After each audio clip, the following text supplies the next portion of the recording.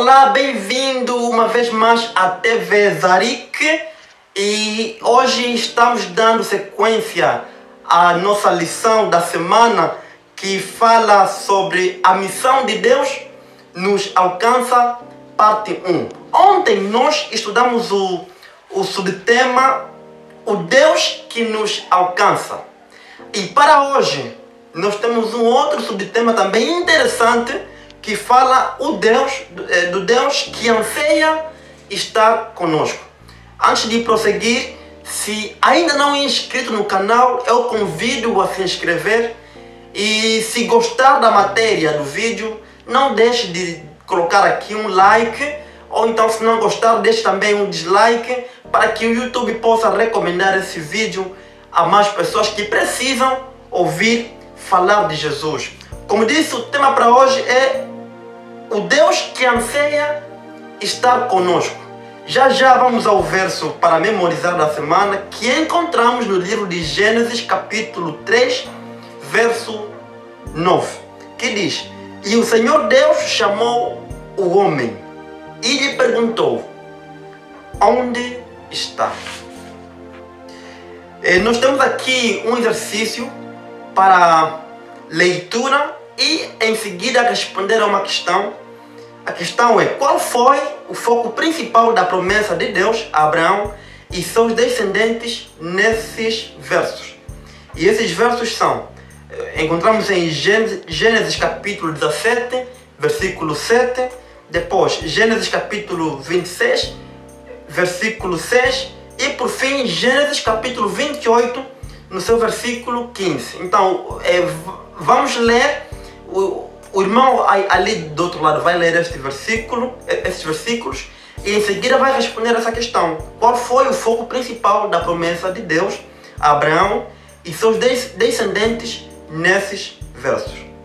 Prosseguindo aqui com o nosso material, no Antigo Testamento, Deus continuou a agir de acordo com sua natureza missionária, a fim de cumprir seus propósitos. Por exemplo, após o dilúvio, o povo de Babel decidiu se reunir em um só lugar para construir uma cidade e uma torre que chegassem aos céus. De lembrar que a vontade de Deus era que os homens se espalhassem e habitassem por toda a terra. E este ato, esta vontade dos homens de erguer uma torre tão grande e uma cidade onde todos eles pudessem se reunir ali, era um ato de rebeldia àquilo que Deus tinha orientado ao ser humano que era se multiplicar e encher a terra, já que a vontade de Deus era que o homem preenchesse todo o globo terrestre.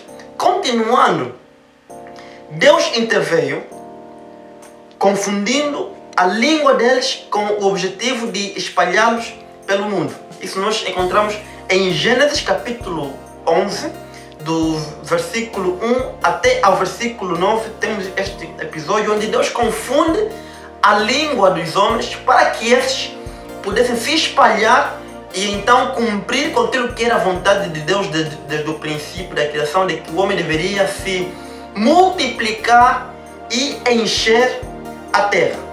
Então havia só uma língua naquela época, uma única língua que todo mundo falava, mas depois, através da rebeldia, surgiu o inglês, o francês, o chinês, o português e muitas outras variedades de línguas. E assim o homem não tinha outra escolha senão mesmo se espalhar, porque um não entendia o outro. E um tinha que procurar a outra pessoa que entendia a língua que a mesma falava. Então foi um episódio que eu imagino que foi completamente interessante. E continuando, ele então ampliou sua missão, isto é Deus, chamando Abraão, que mais tarde se tornou Abraão, para ser um canal de suas bênçãos para o mundo inteiro. Então Abraão foi chamado por Deus para ser um canal de bênção de Deus para o mundo inteiro.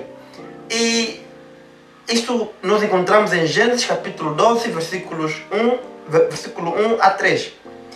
Então, as promessas de Deus a Abraão e seus descendentes foram: serei o seu Deus, estarei com você.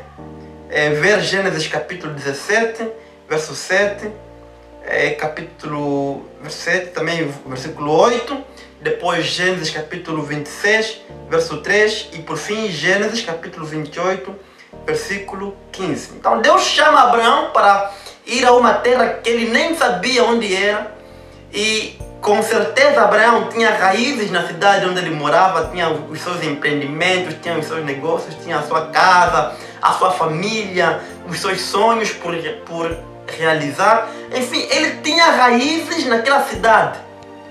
Mas é interessante que quando Deus aparece na vida de Abraão e lhe diz que saia desta terra e vá para uma terra onde eu te mostrarei, Abraão não questiona Deus onde é que ele iria parar, com as suas condições que ele ia encontrar lá, a terra onde ele ia estar é fértil, os negócios andam bem e tudo mais. Enfim, Abraão não questionou, simplesmente partiu para cumprir com o mandato de Deus, para ser canal de bênção de Deus para os homens. Deus disse a Abraão que eu serei contigo, eu estarei contigo. E essa frase, eu estarei contigo, também se aplica a mim, se aplica a você. Toda vez que Deus nos comissiona a uma tarefa, para ir a um lugar, para levar as boas novas para aquelas pessoas que ainda não conhecem Jesus, Ele diz para nós: não temam, porque eu sou o vosso Deus e eu estarei contigo. Então não temam, porque eu serei convosco. E foi a mesma coisa que Deus disse para Abraão, e Abraão, na sua fé, saiu da terra onde estava e foi cumprir com o mandato de Deus, assim como nós, no dia de hoje somos também comissionados a evangelizar, a sermos missionários, uma vez que Deus foi o primeiro missionário, né, para que possamos ensinar todas as coisas que Deus nos orienta, e depois de ensinar, Ele nos pede que essas pessoas que aceitarem a Jesus, então sejam batizadas em nome do Pai, e do Filho, e do Espírito Santo. No segundo parágrafo do nosso material, nós lemos o seguinte: à medida que a história avançou, José acabou no Egito, mas como um instrumento de salvação para o povo de Deus. Em cada passo da experiência de José, mesmo nos momentos mais difíceis de sua vida, a Bíblia afirma que o Senhor Deus estava com ele. Então, Deus sempre esteve com José no Egito, mesmo em momentos muito difíceis. E de lembrar que José foi para o Egito como escravo, mas nem já as dificuldades que José encontrou no Egito chegaram a ponto de abalar a sua fé, chegaram a ponto de desviá-lo daquilo que ele sabia e que aprendeu de seu pai sobre Deus. Pelo contrário, José se manteve firme na palavra que ele recebeu, se manteve firme na sua fé em Deus, e através dessa fé que José tinha, Deus não só abençoou José, como também trouxe uma bênção enorme para toda a terra do Egito. Imagine que nos 7 anos de fome, enquanto outras nações padeciam de fome e se preocupavam com o que iam comer hoje, amanhã, depois da manhã, daqui a uma semana, no Egito havia fartura. E nesse tempo de fome, o Egito acumulou muita riqueza vendendo mantimento para outras nações, para outras tribos. E foi desse jeito que Deus usou José como um canal de bênção, não só para o Egito, mas também para outras nações que iam para o Egito comprar mantimento.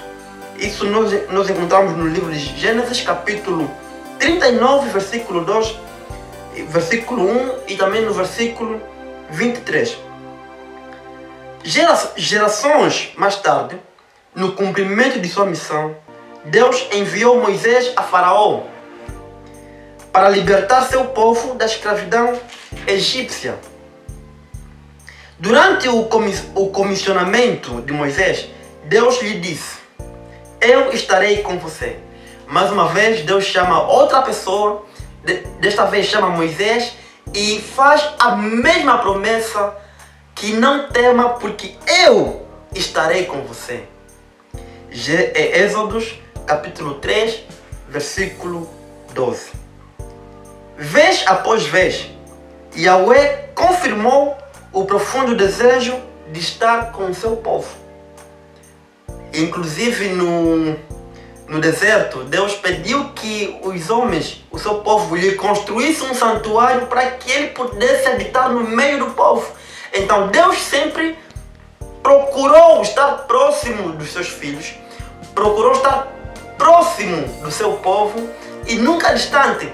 E imagine que toda vez que nós nos apartamos de Jesus, nos afugentamos de Deus, quem dá a iniciativa da reconciliação, da aproximação, é sempre Deus, que vai atrás do ser humano para poder resgatá-lo, assim como foi atrás de Adão, para poder lembrá-lo do seu pecado e chamá-lo ao arrependimento, a fim de poder salvá-lo da morte que o pecado havia causado.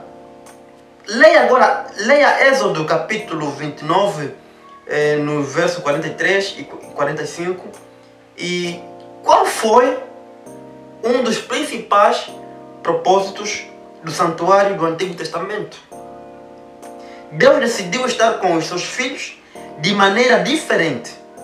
Ele confirmou a Moisés seu anseio de habitar entre os filhos de Israel na construção do tabernáculo e no estabelecimento de um sistema muito intencional e proposital que apontava para o instrumento máximo de sua missão. Jesus Cristo é a missão. As ofertas de sacrifício e o sacerdócio do sistema judaico foram instituídos para representar a morte e a obra mediadora de Cristo. Todas estas cerimônias, isto é, no santuário, não tinham significado algum, nem virtude alguma, a não ser quando relacionada a Cristo. Ou seja, a obra no santuário, o santuário em si, ora criado ou construído no deserto, apontava para Cristo e a sua obra redentora. Esta foi a lição de hoje.